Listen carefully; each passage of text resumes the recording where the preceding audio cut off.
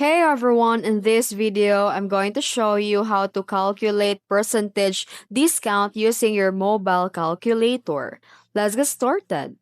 First, open the calculator app on your phone and then here enter the original price of the item that you want to calculate.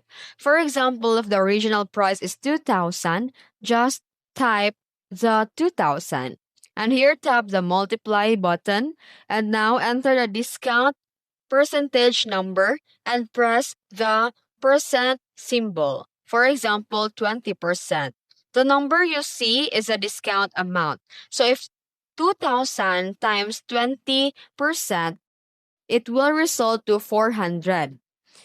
Now, we find the final price. Type the original price again, like 2000, subtract it to the result, which is 400. So the final price is the 1600. You can also calculate it in one step, like 2000 times 100 minus 20% is equals to 1600. And that's it. Using your phone calculator makes discount calculations quick and accurate. If you found this video helpful, don't forget to like and subscribe for more tutorials. Thanks for watching.